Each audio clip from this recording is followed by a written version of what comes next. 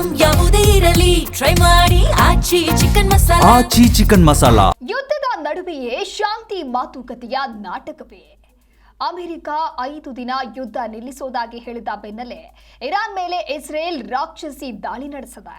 ಇರಾನ್ನ 50 ನೆಲೆಗಳು ಒಡಿಸಾಗಿದ್ದು, ಇತ್ತ ಟೆಲ್ ಅವೀವ್ ಮೇಲೆ ಇರಾನ್ ಕ್ಷಿಪಣಿ ಮಳೆ ಸುರಿಸಿದೆ. ಈ ಮಹಾಯುದ್ಧದ ಕಂಪ್ಲೀಟ್ ಅಪ್ಡೇಟ್ಸ್ ಎಲ್ಲಿದೆ ನೋಡಿ. ಶಾಂತಿ ಮಾತುಕತೆಯ ನಡುವೆಯೇ ಇರಾನ್ ಮೇಲೆ ಇಸ್ರೇಲ್ ರಾಕ್ಷಸಿ ದಾಳಿ. ಇಸ್ರೇಲ್ನ ಟೆಲ್ ಅವೀವ್ ಮೇಲೆ ಕ್ಷಿಪಣಿ ಮಳೆ ಸುರಿಸಿದ ಇರಾನ್. ಇಸ್ರೇಲ್ ಮತ್ತು ಇರಾನ್ ನಡುವಿನ ಯುದ್ಧ ತೀವ್ರಗೊಂಡಿದ್ದು, ಇಸ್ರೇಲ್ ರಕ್ಷಣಾ ಪಡೆಗಳು ಇರಾನ್ನ ಇಸ್ಲಾಮಿಕ್ ರೆವಲ್ಯೂಷನರಿ ಗಾರ್ಡ್ ಕಾರ್ಪ್ಸ್ ಗುರಿಗಳ ಮೇಲೆ ಭಾರೀ ದಾಳಿ ನಡೆಸಿವೆ. ಆಪರೇಷನ್ ರೋರಿಂಗ್ ಲಯನ್ ಅಡಿಯಲ್ಲಿ ಇದುವರೆಗೆ 3,000ಕ್ಕೂ ಹೆಚ್ಚು ದಾಳಿಗಳನ್ನು ಮಾಡಲಾಗಿದ್ದು, ಇತ್ತೀಚಿನ ರಾತ್ರೋರಾತ್ರಿ ಕಾರ್ಯಾಚರಣೆಯಲ್ಲಿ ಶಸ್ತ್ರಾಸ್ತ್ರ ಕೇಂದ್ರಗಳು ಮತ್ತು ಕ್ಷಿಪಣಿ ತಾಣಗಳು ಸೇರಿದಂತೆ 50ಕ್ಕೂ ಹೆಚ್ಚು ನೆಲೆಗಳನ್ನು ಧ್ವಂಸಗೊಳಿಸಲಾಗಿದೆ ಅಂತ ಇಸ್ರೇಲ್ ತಿಳಿಸಿದೆ. ಇದಕ್ಕೆ ಪ್ರತಿಯಾಗಿ ಇರಾನ್ ನಡೆಸಿದ ಕ್ಷಿಪಣಿ ದಾಳಿಯಿಂದ ಟೆಲ್ ಅವೀವ್ನಲ್ಲಿ ಕಟ್ಟಡಗಳು ಹಾನಿಗೊಳಗಾಗಿ 6 ಜನರು ಗಾಯಗೊಂಡಿದ್ದಾರೆ. ಮತ್ತೊಂದು ಕಡೆ ಅಮೆರಿಕ 5 ದಿನಗಳ ಕಾಲ ಕದನ ವಿರಾಮ ಘೋಷಿಸುವಂತೆ ಹೇಳಿದ್ರು. ಇರಾಕ್ನಲ್ಲಿರುವ PMF ನೆಲೆಗಳ ಮೇಲೆ ನಡೆಸಿದ ಅಮೆರಿಕದ ದಾಳಿಯಲ್ಲಿ ಸಾವಿನ ಸಂಖ್ಯೆ 14ಕ್ಕೆ ಏರಿದೆ. ಈ ಬೆಳವಣಿಗೆಗಳಿಂದಾಗಿ ಇಡೀ ಮಧ್ಯಪ್ರಾಚ್ಯ ಪ್ರದೇಶದಲ್ಲಿ ಉದ್ವಿಗ್ನತೆ ತಾರಕಕ್ಕೇರಿದೆ.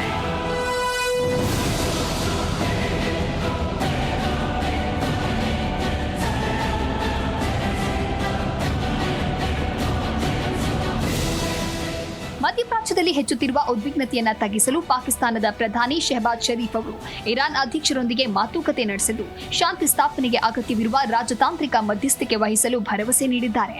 ಅಮೆರಿಕ ಮತ್ತು ಇಸ್ರೇಲ್ ಜೊತೆಗಿನ ಸಂಘರ್ಷವನ್ನು ಅಂತ್ಯಗೊಳಿಸುವ ನಿಟ್ಟಿನಲ್ಲಿ ಪಾಕಿಸ್ತಾನವು ಈಜಿಪ್ಟ್ ಮತ್ತು ಕತಾರ್ಗಳಂತೆ ಸಂವಹನ ಸೇತುವೆಯಾಗಿ ಕಾರ್ಯನಿರ್ವಹಿಸ್ತಾ ಇದೆ.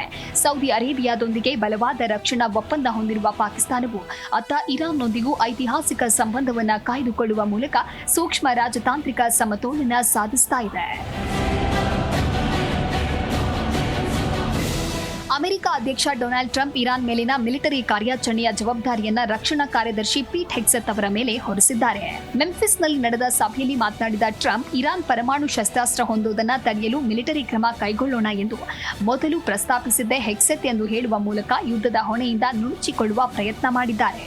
ಇದೇ ವೇಳೆ ಟ್ರಂಪ್ ಘೋಷಿಸಿದ 5 ದಿನಗಳ ಕದನ ವಿರಾಮವನ್ನು ಇರಾನ್ ಸ್ಪಷ್ಟವಾಗಿ ತಿರಸ್ಕರಿಸಿದ್ದು, ಅಮೆರಿಕದೊಂದಿಗೆ ಯಾವುದೇ ಒಪ್ಪಂದ ನಡೆದಿಲ್ಲ ಅಂತ ತಿಳಿಸಿದೆ.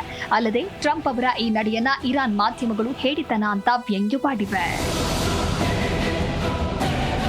ಇರಾನ್ನ ಪರಮೋಚ್ಚ ನಾಯಕ ಅಯತುಲ್ಲಾ ಅಲಿ ಖಮೇನಿ ಹತ್ಯೆಯ ಹಿಂದೆ ಇಸ್ರೇಲ್ ಪ್ರಧಾನಿ ಬೆಂಜಮಿನ್ ನೆತನ್ಯಾಹು ಅವರ ತೀವ್ರ ಒತ್ತಡವಿತ್ತು ಅಂತ ರಾಯ್ಟರ್ಸ್ ವರದಿ ಮಾಡಿದೆ.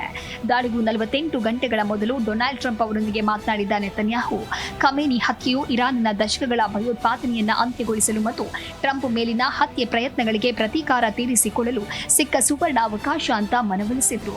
ಈ ಚರ್ಚೆಯ ನಂತರ ಫೆಬ್ರವರಿ 27ರಂದು ಟ್ರಂಪ್ ಆಪರೇಷನ್ ಎಪಿಕ್ ಫ್ಯೂರಿಗೆ ಆದೇಶ ನೀಡಿದ್ರು. ಈ ಕಾರ್ಯಾಚರಣೆಯು ಕೇವಲ ಸೇನಾ ದಾಳಿಯಲ್ಲದೆ ಇರಾನ್ನ ಪ್ರಸ್ತುತ ಆಡಳಿತ ವ್ಯವಸ್ಥೆಯನ್ನು ಉರುಳಿಸಿ ಹೊಸ ಇತಿಹಾಸ ನಿರ್ಮಿಸುವ ನೆತನ್ಯಾಹು ಅವರ ದೀರ್ಘಕಾಲದ ಯೋಜನೆಯ ಭಾಗವಾಗಿತ್ತು ಅಂತ ವರದಿ ತಿಳಿಸಿದೆ.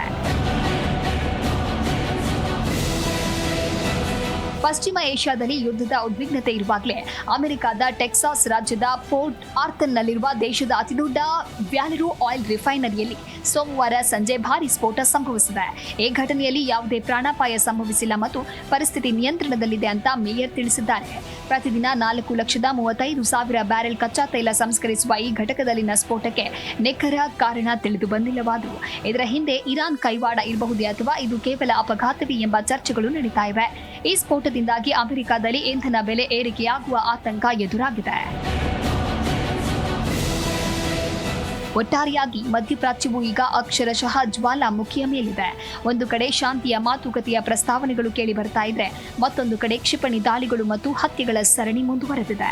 ಅಮೆರಿಕದ ಒಳಗಿನ ರಾಜಕೀಯ ತಿಕ್ಕಾಟ ಹಾಗೂ ತೈಲ ನಿಕ್ಷೇಪಗಳ ಮೇಲಿನ ನಿಗೂಢ ಸ್ಫೋಟಗಳು ಈ ಯುದ್ಧದ ವ್ಯಾಪ್ತಿಯನ್ನ ಜಾಗತಿಕ ಮಟ್ಟಕ್ಕೆ ವಿಸ್ತರಿಸಿವೆ.